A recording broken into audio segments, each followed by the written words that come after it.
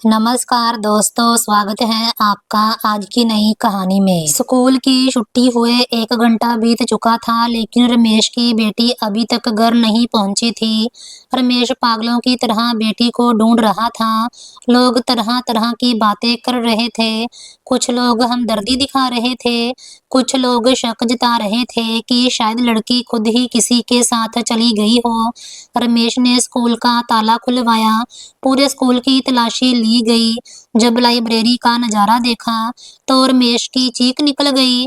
वो वहीं घुटनों के बल जमीन पर गिर पड़ा, क्योंकि वहां उसकी बेटी तो थी, लेकिन रमेश की जिंदगी बहुत शांत और प्यार भरे माहौल में चल रही थी। उस जिंदगी का केंद्र उसकी इकलौती और बहुत लाडली बेटी रूही थी। रूही की उम्र अभी सिर्फ 8 साल थी, लेकिन वो अपने माता पिता के लिए इस पूरी दुनिया की सबसे कीमती और सबसे प्यारी चीज थी। रमेश और उसकी पत्नी गीता ने शादी के कई साल बाद, बहुत दुआओं और मन्नतों के बाद ये बेटी पाई थी। इसीलिए इन दोनों पति पत्नी की सारी खुशियां, सारी उम्मीदें और जीने का हर मकसद सिर्फ रूही से जुड़ा हुआ था। रमेश एक आम सरकारी कर्मचारी था, लेकिन उसने अपनी बेटी को शहर के एक बहुत महंगे और अच्छे स्कूल में दाखिल कराया था, ताकि उसकी बेटी अच्छी शिक्षा लेकर एक बड़ी और इज्जतदार इंसान बन सके। रमेश की सुबह रूही की मुस्कान से शुरू होती थी। वो खुद उसे अपने हाथों से नाश्ता कराता, उसके छोटे-छोटे बालों में कंघी करता, उसका स्कूल का बैग अपने कंधों पर उठाता और उसे अपनी बाइक पर बिठाकर स्कूल छोड़ने जाता। छुट्टी के समय वो हमेशा समय से पहले ही स्कूल के बड़े लोहे के गेट के बाहर खड़ा हो जाता और अपनी बेटी का बेसब्री से इंतजार करता। आज की सुबह भी पिछले कई सालों की तरह एकदम आम और शांत सुबह थी। सूरज की किरणें पूरी चमक के साथ जमीन पर बिखर रही थीं और मौसम में हल्की ठंडक थी। रमेश ने रोज की तरह अपनी बेटी को साफ सुथरी स्कूल यूनिफॉर्म में तैयार किया। रूही बहुत खुश थी, क्योंकि उसने अपने पिता को बताया था कि आज उसकी क्लास में ड्राइंग का मुकाबला है और उसने बहुत सुंदर तस्वीर बनाई है। उसे पूरा यकीन था कि उसे इनाम मिलेगा। रमेश ने मुस्कुराकर उसका माथा चूमा, उसे दुआएं देकर बाइक पर बिठाया। रास्ते भर पिता बेटी बातें करते रहे। रूही स्कूल की बातें सुनाती रही और रमेश बहुत प्यार और ध्यान से उसकी हर बात सुनता रहा। जब वो स्कूल के गेट पर पहुंचे तो वहां बच्चों और माता पिता की बहुत भीड़ थी। रमेश ने रूही का बैग उसके छोटे कंधे पर लटकाया, उसके गाल पर प्यार से चूमा और उसे स्कूल के अंदर जाने का इशारा किया। स्कूल के गेट पर वही पुराना सिक्योरिटी गार्ड खड़ा था, जो रोज बच्चों को अंदर जाने में मदद करता था और स्कूल के सभी गेटों पर नजर रखता था। रमेश ने गार्ड को नमस्ते किया और रूही को तब तक देखता रहा जब तक वो अंदर गलियारे में मुड़कर उसकी नजरों से ओझल नहीं हो गई। उस समय रमेश के मन में जरा भी ख्याल नहीं था कि ये उसकी बेटी के साथ आखिरी मुस्कान और आखिरी मुलाकात है। इसके बाद उसकी जिंदगी एक ऐसे भयानक तूफान में फंसने वाली थी, जिसका नाम सुनकर भी लोग कांप जाते हैं। रमेश अपने ऑफिस चला गया, लेकिन उसका मन सारा दिन अपनी बेटी के ख्यालों में ही लगा रहा। वो बार-बार घड़ी देखता और उस समय का इंतजार करता जब वो वापस जाकर बेटी को स्कूल से ले आएगा।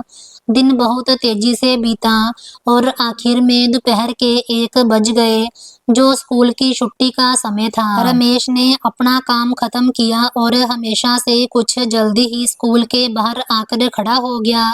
स्कूल के बाहर दूसरे माता पिता और गाड़ियों की भी बहुत भीड़ थी, जो अपने बच्चों को लेने आए थे। कुछ देर में स्कूल की तेज और जानी पहचानी घंटी बजी। उसकी आवाज सुनकर रमेश के चेहरे पर मुस्कान आ गई और उसकी आंखें स्कूल के बड़े गेट पर टिक गई, जहां से अब बच्चों का झुंड बाहर आने वाला था। स्कूल का बारी गेट खुला और बच्चे बहुत शौक और खुशी के साथ बाहर निकलने लगे। रमेश बहुत बेताबी और प्यार भरी नजरों से भीड़ में अपनी रूही का मासूम और चमकता चेहरा ढूंढ रहा था। वो हर गुजरते बच्चे को देखता और सोचता कि शायद अगली बच्ची उसकी बेटी होगी। समय बीतता गया और बच्चों की भीड़ धीरे धीरे कम होने लगी। माता पिता अपने बच्चों को लेकर घर जाने लगे और स्कूल के बाहर का शोर भी काफी कम हो गया। 10 मिनट बीते, 20 मिनट बीते और फिर आधा घंटा बीत गया, लेकिन रमेश की बेटी रूही अभी तक गेट से बाहर नहीं आई थी। रमेश के दिल में अजीब सी बेचैनी और हल्का सा डर पैदा होने लगा। उसने सोचा कि शायद रूही किसी टीचर के पास रुक गई होगी, जहाँ बैग समेटने में देर हो गई होगी। वो गेट के बिल्कुल पास गया और अंदर झांकने की कोशिश की, लेकिन गलियारा पूरा खाली और सुनसान पड़ा था। रमेश का डर अब एक बड़े खौफ में बदलने लगा। उसने गेट पर खड़े सिक्योरिटी गार्ड की तरफ देखा, जो अब गेट बंद करने की तैयारी कर रहा था। रमेश ने कांपती आवाज में गार्ड से पूछा कि भाई साहब, मेरी बेटी रूही, जिसने नीले रंग की कमीज और सफेद सलवार पहनी थी, क्या आपने उसे बाहर जाते देखा है? वो अभी तक बाहर क्यों नहीं आई?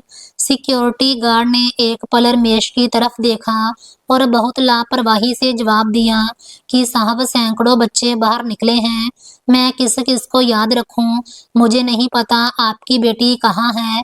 शायद वो अंदर कहीं खेल रही होगी, जहाँ किसी दूसरी तरफ निकल गई होगी। गार्ड का ये जवाब सुनकर रमेश का दिल बैठ गया। उसने तुरंत कहा कि नहीं, उसकी बेटी कभी उसके बिना स्कूल से बाहर नहीं निकली और ना ही अकेली कहीं जा सकती है। मुझे अंदर जाने दो, मैं खुद उसे ढूंढूंगा। सिक्योरिटी गार्ड ने रमेश को अंदर जाने से रोकने की बहुत कोशिश की और कहा कि अंदर जाने का समय खत्म हो गया है और सभी टीचर भी जा चुके हैं। लेकिन एक पिता का दिल अब किसी नियम को मानने के लिए तैयार नहीं था। रमेश ने गार्ड को एक तरफ धकेला और पागलों की तरह स्कूल के अंदर घुस गया। स्कूल का बड़ा आंगन, जो कुछ देर पहले बच्चों के शोर और हंसी से गूंज रहा था, अब बहुत खामोश और डरावने सन्नाटे में डूबा हुआ था। रमेश भागते हुए रूही की क्लास की तरफ गया। सीढ़ियां चढ़ते हुए उसकी सांस फूल गई थी और माथे पर पसीना आ गया था। उसने क्लास का दरवाजा धक्के से खोला, लेकिन कमरा पूरा खाली था। कुर्सियां और मेजें अपनी जगह पर थीं, लेकिन वहां कोई बच्चा, कोई इंसान नहीं था। रमेश ने जोर जोर से रूही को आवाज देना शुरू कर दिया। उसकी दर्द भरी आवाजें खाली स्कूल की दीवारों से टकराकर गूंज रही थी, लेकिन उसे कोई जवाब नहीं मिला। रमेश ने स्कूल के सभी टॉयलेट देखे, पानी की जगह चेक की और स्कूल के पीछे वाले खेल के मैदान का कोना कोना छान मारा, लेकिन उसकी बेटी का कोई नामो निशान नहीं मिला। स्कूल की छुट्टी हुए पूरा 1 घंटा बीत चुका था। रमेश की हालत एक ऐसे पागल इंसान जैसी हो गई थी, जिसका सब कुछ लुट गया हो। उसके बाल बिखर गए थे, उसकी आंखें डर और आंसुओं से लाल हो गई थी और वो लगातार अपने दोनों हाथों से सिर पीट रहा था। वो फिर से भागता हुआ स्कूल के मुख्य गेट पर आया और उसने सिक्योरिटी गार्ड का कॉलर पकड़कर उसे झकझोर दिया। रोते हुए चिल्लाया कि बताओ, मेरी बेटी कहाँ है? तुम गेट पर खड़े थे, कोई तो उसे लेकर गया होगा, जहाँ वो कहीं तो गई होगी। सिक्योरिटी गार्ड ने सख्ती से उसका हाथ कॉलर से हटाया और कहा कि मैंने पहले भी बताया है कि मैंने किसी बच्ची को अकेले बाहर जाते नहीं देखा। आप स्कूल जाकर स्कूल के हेडमास्टर साहब से बात करो, वो अभी अपने ऑफिस में हैं। रमेश दौड़ता हुआ गिरता पड़ता हेडमास्टर के ऑफिस की तरफ भागा।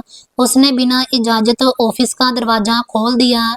हेडमास्टर अपनी कुर्सी पर बैठे कुछ कागज देख रहे थे। रमेश की खराब हालत देखकर वो तुरंत खड़े हो गए। रमेश हेडमास्टर के पैरों में गिरकर रोने लगा और बोला कि भगवान के लिए मेरी बेटी को ढूंढिए, मेरी रूही गायब हो गई है। वो स्कूल के अंदर आई थी, लेकिन अब ना क्लास में है और ना कहीं और दिख रही है। हेडमास्टर ने रमेश को ढांढस बंधाने की कोशिश की और तुरंत रूही की टीचर को फोन मिलाया। जो घर पहुंच चुकी थी। टीचर ने फोन पर बताया कि रूही तो घंटी बजते ही अपना बैग लेकर निकल गई थी। टीचर का ये जवाब सुनकर रमेश के पैरों तले जमीन खिसक गई। अगर रूही क्लास से बाहर निकल गई थी तो गेट तक क्यों नहीं पहुंची और वो इस स्कूल के अंदर कहाँ गायब हो गई।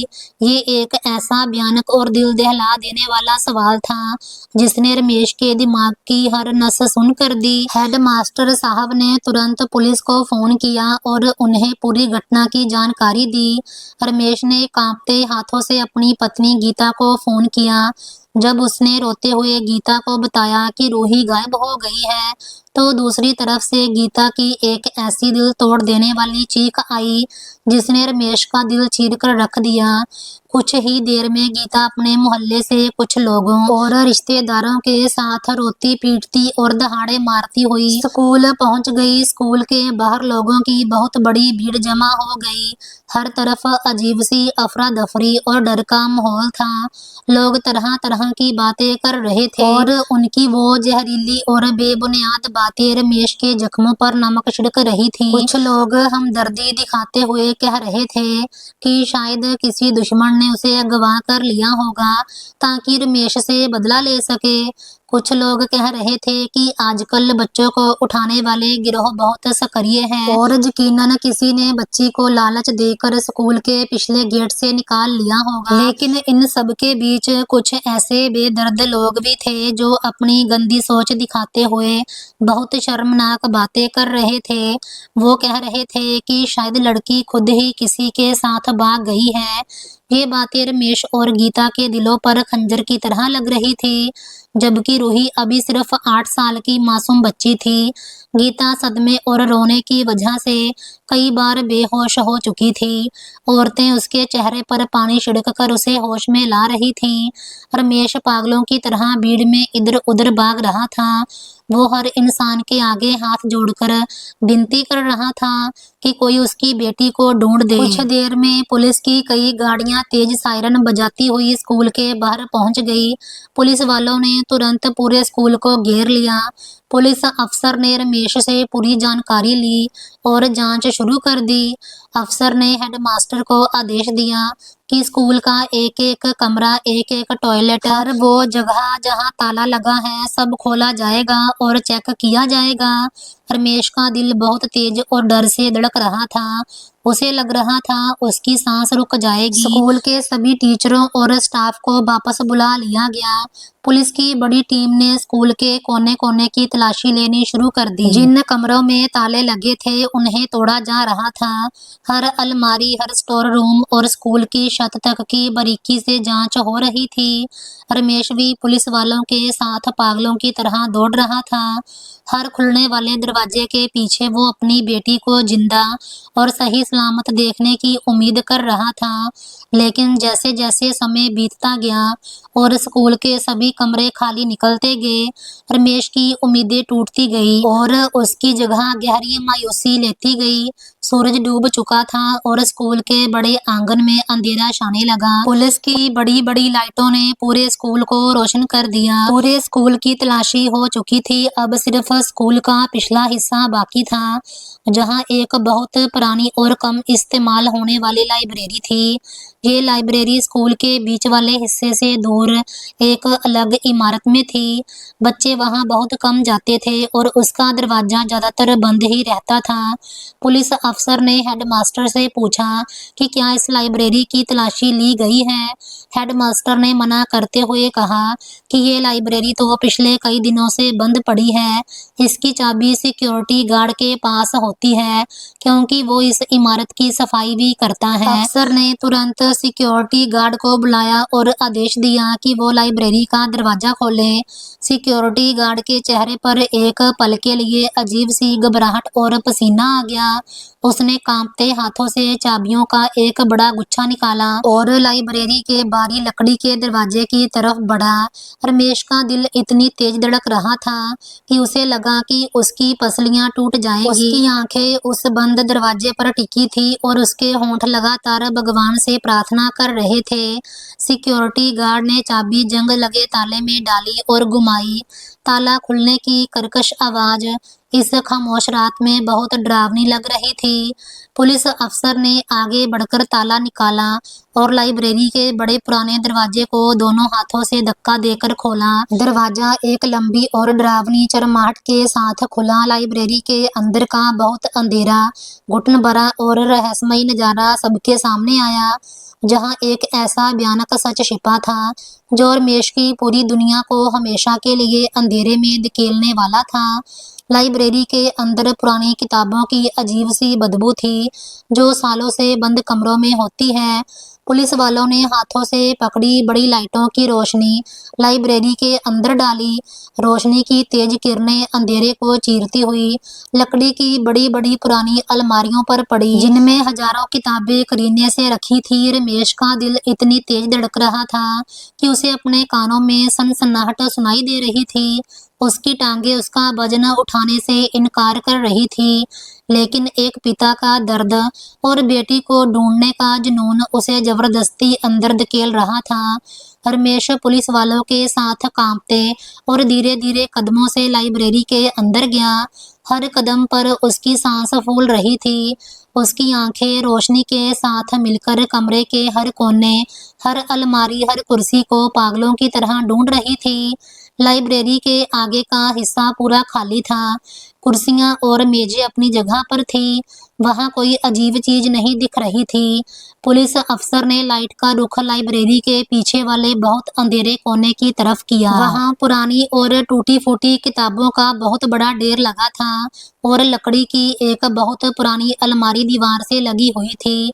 रोशनी की तेज किरणें जैसे ही उस अलमारी के पास फर्श पर पड़ी, वहां का नजारा देखकर पुलिस वालों के पैर वहीं जम गए। उनके चेहरों पर बहुत भयानक हैरानी आ गई। रमेश, जो उनके बिल्कुल पीछे खड़ा था, उसने पुलिस वालों के कंधों के ऊपर से झांककर रोशनी में वो नजारा देखा। तो उसके गले से एक ऐसी चीख निकली जिसने पूरी लाइब्रेरी की दीवारें हिला दी। उसकी चीख सुनकर बाहर खड़ी भीड़ और गीता के दिल पर मौत जैसा डर छा गया। रमेश पुलिस वालों को धक्का देता हुआ आगे भागा और अलमारी के पास जाकर इतनी जोर से घुटनों के बल जमीन पर गिरा कि उसके घुटनों से खून निकल आया। उसकी आंखें हैरानी, सदमे और भयानक डर की वजह से खुली की खुली रह गई, क्योंकि वहां लाइब्रेरी के ठंडे और सख्त फर्श पर उसकी पूरी दुनिया, उसकी मासूम और लाडली बेटी रूही एक बेजान और ठंडी लाश के रूप में पड़ी हुई थी। रूही का वो मासूम चेहरा, जिसे रमेश ने सुबह बहुत प्यार से चूमा था, वो अब मौत की पीली रंगत में डूब चुका था। उसकी नीले रंग की कमीज और सफेद सलवार मिट्टी और खून से सनी हुई थी। उसके सिर के पीछे से खून का बहुत गहरा निशान बहकर लाइब्रेरी के फर्श पर जम चुका था और उसके दो छोटे छोटे हाथ, जो अपने पिता की उंगली पकड़कर स्कूल आया करते थे, वो अब बेजान होकर मिट्टी पर बिखरी पड़ी थी। रमेश ने पागलों की तरह रोते हुए अपनी इस बेजान बेटी को कांपते हाथों से उठाया और उसे सीने से लगाकर जोर जोर से रोने लगा।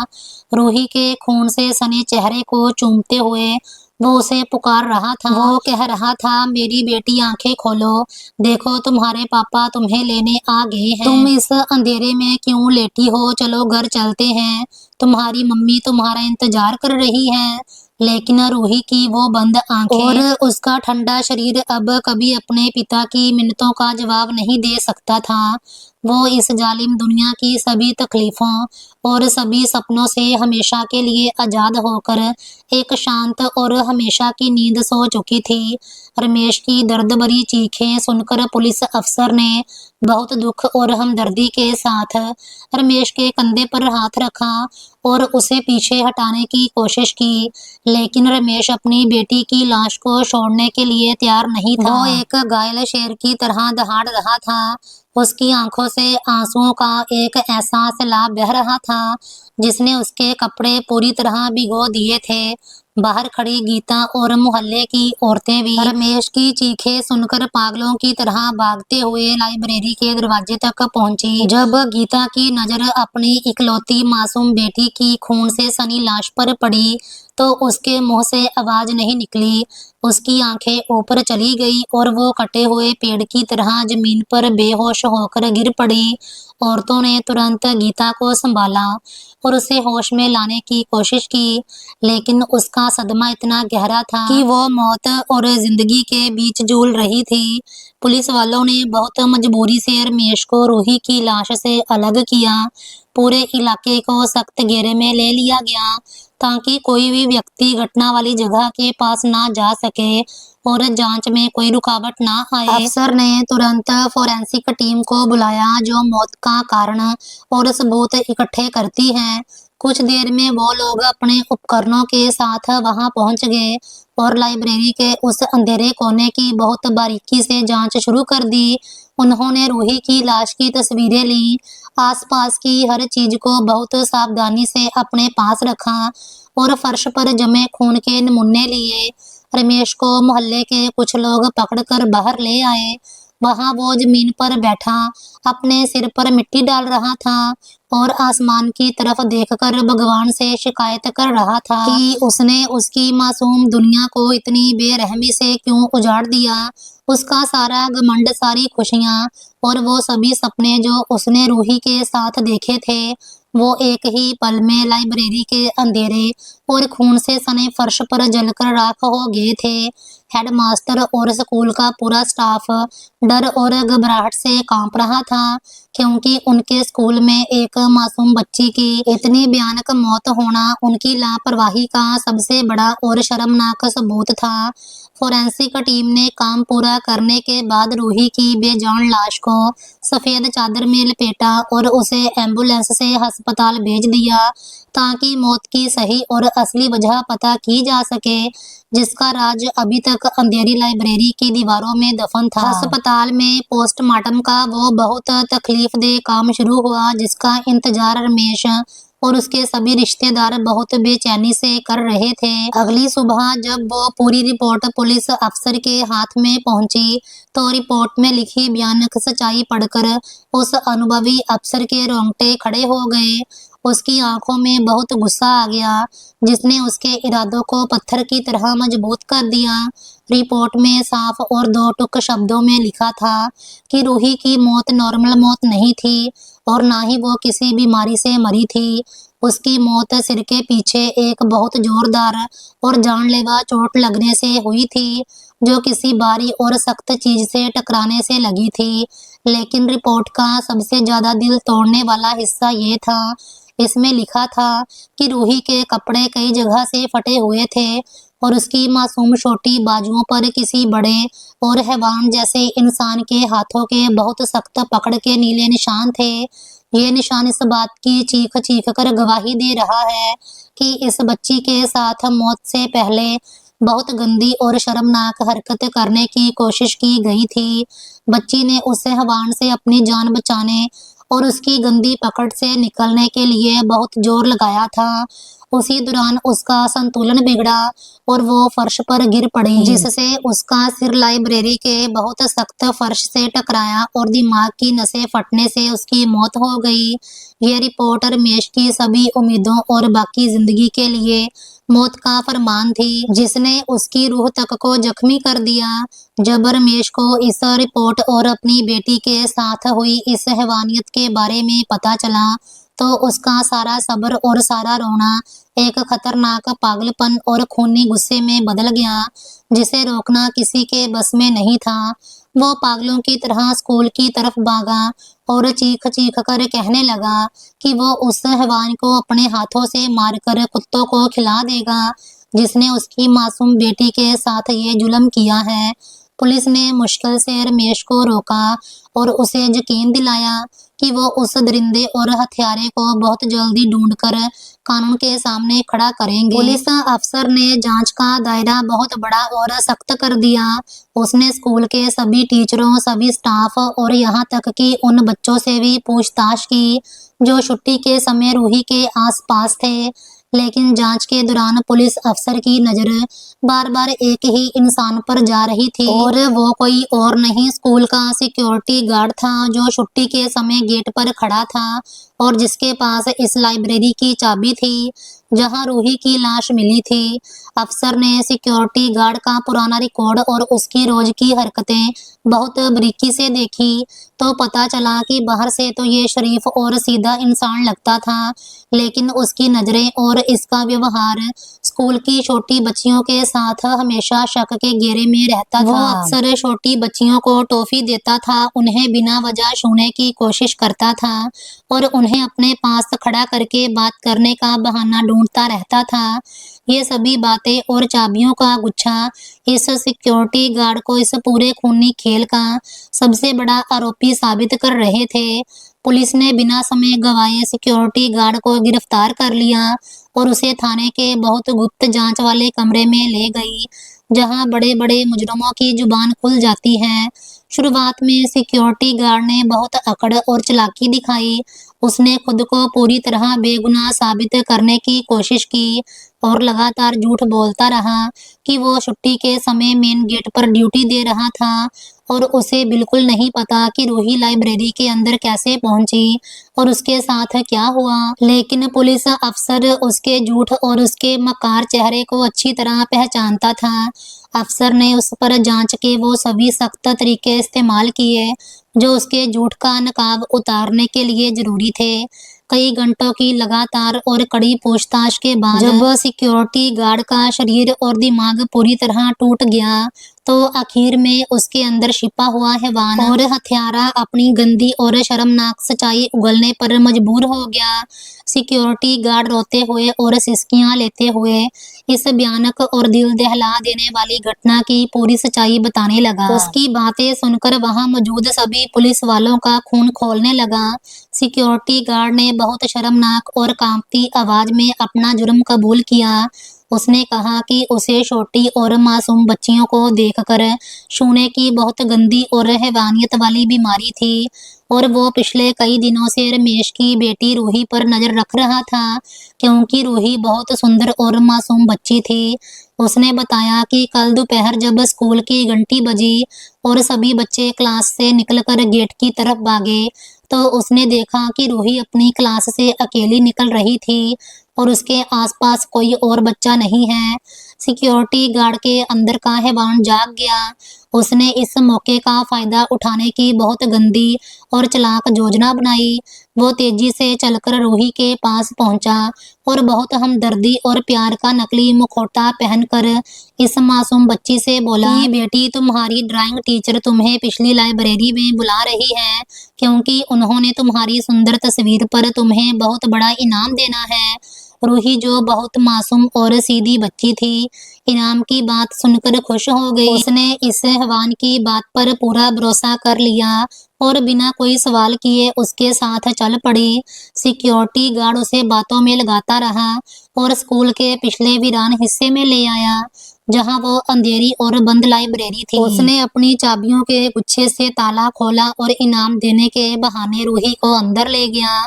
जैसे ही दोनों अंदर गए, सिक्योरिटी गार्ड ने तुरंत अंदर से दरवाजा बंद कर दिया। लाइब्रेरी की घुटन भरी अंधेरी हवा में इस हैवान ने अपना असली और खूनी चेहरा रूही के सामने दिखा दिया। उसने आगे बढ़कर इस मासूम बच्ची की छोटी बाजुओं को अपनी मजबूत पकड़ में जकड़ लिया और उसके साथ बहुत गंदी और शर्मनाक हरकत करने की कोशिश करने लगा, जिससे रूही के दिल और दिमाग पर मौत जैसा डर छा गया। रूही डर और दहशत से चीखने लगी। वो रोते हुए इस हैवान से खुद को छुड़ाने की पूरी कोशिश करने लगी। उसने अपने छोटे और कमजोर हाथों से सिक्योरिटी गार्ड को धक्के दिए और उसकी पकड़ से निकलने के लिए बहुत जोर लगाया। इस खींचातानी में सिक्योरिटी गार्ड की पकड़ रूही के कपड़ों पर पड़ी, जिसकी वजह से उसकी कमीज कई जगह से फट गई। रूही ने अपनी पूरी ताकत लगाकर इस हैवान को जोर का धक्का दिया और दरवाजे की तरफ भागने की कोशिश की, लेकिन उसका छोटा शरीर लाइब्रेरी के फर्श पर पड़ी एक पुरानी किताब से टकराया और उसका संतुलन पूरी तरह बिगड़ गया। वह बहुत जोर और तेजी से पीछे गिरी और उसका सिर लाइब्रेरी के ठंडे, सख्त और नुकीले फर्श पर इतनी जोर से टकराया कि उसकी खोपड़ी टूट गई और खून का फवारा निकल पड़ा। रूही ने एक हल्की सी दर्द भरी सिसकी ली और उसके बाद उसका मासूम शरीर हमेशा के लिए बेजान होकर फर्श पर बिखर गया। सिक्योरिटी गार्ड का ये पूरा बयान सुनकर कमरे की दीवारें भी कांप गई। उसने आगे बताया कि जब उसने देखा कि बच्ची के सिर से बहुत खून बह रहा है और वो मर चुकी है, तो उसे पकड़े जाने और फांसी का बहुत डर लग गया। उसकी सारी हवस और हैवानियत एक सेकंड में डर में बदल गई। उसने तुरंत बच्ची को फर्श पर छोड़ दिया, लाइब्रेरी से बाहर निकला और दरवाजे पर फिर से बारी ताला लगा दिया। फिर ऐसे स्कूल के मेन गेट पर आकर खड़ा हो गया जैसे कुछ हुआ ही ना हो। उसने सोचा था कि रात को छुपकर इस लाश को कहीं ठिकाने लगा देगा, लेकिन पुलिस की तेज और सख्त कार्रवाई ने उसकी इस योजना को मिट्टी में मिला दिया और वो अपने ही बिछाए जाल में फंस गया। पुलिस अधिकारी ने इस हैवान का बयान पूरा रिकॉर्ड कर लिया। उसके खिलाफ वो सभी पक्के और मजबूत सबूत इकट्ठे कर लिए जो उसे फांसी तक पहुंचाने के लिए काफी थे। अगले दिन सिक्योरिटी गार्ड को बहुत कड़ी सुरक्षा में अदालत में पेश किया गया। पूरे शहर के लोग अदालत के बाहर जमा थे। हर कोई इस जालिम हैवान को अपने हाथों से मारने की मांग कर रहा था। रमेश और गीता भी अदालत में मौजूद थे। जब उनकी नजर उस हैवान पर पड़ी जिसने उनकी पूरी दुनिया को जलाकर राख कर दिया था, तो उनकी आंखों से खून के आंसू बह निकले। रमेश रोते हुए जज साहिब के सामने हाथ जोड़कर बोला कि इस जालिम को ऐसी दर्दनाक और ऐसी नजीर वाली सजा दी जाए कि दुनिया में कोई भी इंसान किसी मासूम बच्चे की तरफ आंख उठाकर देखने की हिम्मत ना करे। अदालत ने सभी पक्के सबूत, पुलिस की पूरी रिपोर्ट और इस हैवान के साफ कबूलनामे को देखते हुए अपना आखिरी और सख्त फैसला सुनाया, जिससे पूरे समाज के दिलों में थोड़ी शांति और राहत आई। जज ने सिक्योरिटी गार्ड को हत्या और बहुत गंदी हरकतें करने के जुर्म में फांसी की सजा सुनाई और आदेश दिया कि उसे तुरंत फांसी पर लटकाया जाए जब तक उसकी जान ना निकल जाए। ये फैसला सुनकर उस हैवान के चेहरे पर मौत का डर छा गया जो उसने रूही को दिया था। वो रोता रहा और मिन्नतें करता रहा, लेकिन कानून का फैसला अटल था और उस पर लागू हो चुका था। कुछ दिनों बाद इस जालिम को उसके गंदे और खूनी गुनाहों की सजा में फांसी के फंदे पर लटका दिया गया और हमेशा के लिए खत्म कर दिया गया। समाज को एक बहुत गंदे नासूर से मुक्ति मिल गई। रमेश और गीता की जिंदगी रूही की मौत के बाद एक वीरान घर बन गई थी। उसमें अब कोई खुशी और कोई मुस्कान बाकी नहीं बची थी। वो रोज अपनी बेटी की तस्वीर को देखते, उसकी सभी यादों को आंसुओं से ताजा करते। रमेश ने अपनी बेटी के खिलौने, उसकी सभी किताबें और उसकी अधूरी ड्राइंग को सीने से लगाकर रखा था और वो हर समय अपनी बेटी की मासूम बातें याद करके रोता रहता। लेकिन उनके दिलों में एक सुकून और तसल्ली जरूर थी कि उनकी बेटी के हत्यारे को उसके किए की सजा मिल गई जो वो हकदार था। अब उनकी बेटी की आत्मा इस दुनिया के सभी डर और सभी दुखों से दूर भगवान के पास शांति की नींद सो रही है, जहाँ कोई हैवान उसकी मासूमियत नहीं छीन सकता। यही वो दर्दनाक और दिल दहला देने वाली सच्चाई थी जिसने समाज को बहुत गहरा सबक दिया कि इंसानों के रूप में छुपे हुए हैवानों को पहचानना और अपने मासूम बच्चों को सुरक्षित रखना कितना जरूरी है, क्योंकि एक छोटी सी लापरवाही और थोड़ा सा भरोसा इंसान की पूरी दुनिया को एक गहरे अंधेरे कुएं में धकेल देता है, जहां से वापस आने का कोई रास्ता और कोई उम्मीद नहीं बचती। जिंदगी सिर्फ पछतावे और आंसुओं का एक ऐसा समंदर बन जाती है जिससे छुटकारा पाना मुमकिन नहीं रहता। रूही के जाने के बाद रमेश और गीता का घर खाली खाली लगने लगा। खिलौने कोने में पड़े थे, ड्राइंग की कॉपी मेज पर रखी थी, हर चीज रूही को पुकार रही थी। पहले 6 महीने तक रमेश और गीता बस रोते रहे। मोहल्ले वाले आते, डांडस बंधाते और चले जाते। लेकिन एक दिन गीता ने रमेश का हाथ पकड़ा और कहा, हमारी रूही चली गई, पर क्या हम किसी और रूही को जाने देंगे? उसी दिन से दोनों ने फैसला किया कि वो अपने दर्द को ताकत बनाएंगे। रूही फाउंडेशन की शुरुआत। रमेश ने सरकारी नौकरी छोड़ दी। उसने और गीता ने मिलकर रूही चाइल्ड सेफ्टी फाउंडेशन बनाया। इस फाउंडेशन का काम था स्कूल में बच्चों की सुरक्षा, माता पिता को जागरूक करना और उन बच्चियों की मदद करना जिनके साथ अन्याय हुआ हो। उन्होंने सबसे पहले उसी सरस्वती पब्लिक स्कूल में जाकर मांग की स्कूल में सीसीटीवी कैमरे लगे, महिला गार्ड और महिला टीचर की ड्यूटी जरूरी हो। हर महीने बच्चों को गुड टच बैड टच के बारे में बताया जाए। पहले स्कूल मना कर रहा था, लेकिन जब 200 माता पिता रमेश गीता के साथ खड़े हुए तो स्कूल को मानना पड़ा। अदालत की लड़ाई, फांसी के बाद भी रमेश चैन से नहीं बैठा। उसने वकीलों के साथ मिलकर रूही कानून के लिए आवाज उठाई। इस कानून में 3 बातें थी। पहली, स्कूलों में बच्चों के साथ किसी भी तरह की लापरवाही पर हेडमास्टर की सीधी जिम्मेदारी। दूसरी, ऐसे केस की सुनवाई 6 महीने में पूरी हो। तीसरी, पीड़ित परिवार को सरकारी मदद और काउंसलिंग फ्री मिले। 2 साल की लड़ाई के बाद सरकार ने इस कानून को मान लिया। आज इसे रूही सुरक्षा अधिनियम कहा जाता है। गीता की पाठशाला, गीता ने घर के एक कमरे को क्लास बना दिया। वहां वो हर शनिवार 10-12 साल की बच्चियों को फ्री में पढ़ाती, साथ में उन्हें सिखाती, बेटा अगर कोई तुम्हें गलत छुए, डराए या चुप रहने को कहे तो तुरंत मम्मी पापा या टीचर को बताना। चुप रहना जुल्म को बढ़ावा देना है। बच्चियां उसे गीता आंटी कहती और गीता उनमें अपनी रूही को देखती। 5 साल बाद 5 साल बीत गए। रमेश के बाल सफेद हो गए थे। गीता की आंखों में अब आंसू कम और हिम्मत ज्यादा थी। एक दिन उनके फाउंडेशन के ऑफिस में एक 9 साल की बच्ची आई। उसके साथ उसकी माँ थी। माँ रोते हुए बोली, दीदी स्कूल के गार्ड ने मेरी बेटी को गलत तरीके से छुआ था, पर आपकी वीडियो देखकर मेरी बेटी ने तुरंत मुझे बताया। हमने शिकायत की, गार्ड जेल में है। ये सुनकर गीता की आंखें भर आई। उसने बच्ची को गले लगाया और कहा, तुम बहुत बहादुर हो बेटा, रूही दीदी को तुम पर गर्व होगा। उस रात रमेश ने रूही की फोटो के सामने दिया जलाया। फोटो में 8 साल की रूही ड्राइंग का इनाम पकड़े हंस रही थी। रमेश ने धीरे से कहा, बेटा देख, तेरे जाने के बाद 47 स्कूल सुरक्षित हुए, 3 कानून बने और हजारों माएं अब डरती नहीं हैं।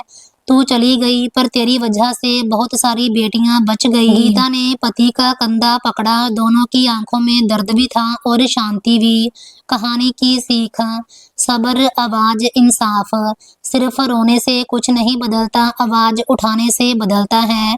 बच्चों को दोस्त बनाओ ताकि वो डरकर नहीं, भरोसे से सब बात बताएं। स्कूल की जिम्मेदारी सबसे बड़ी है। एक गार्ड, एक ताला, एक कैमरा किसी की पूरी दुनिया बचा सकता है। दर्द को मकसद बना दो तो वो दर्द वरदान बन जाता है। आज भी रूही फाउंडेशन के गेट पर लिखा है, एक रूही चली गई ताकि हजारों रूही सुरक्षित रहे। सो दोस्तों, ये थी आज की कहानी। अगर आपको ये कहानी अच्छी लगी हो तो वीडियो को लाइक, शेयर और चैनल को सब्सक्राइब जरूर करें। धन्यवाद।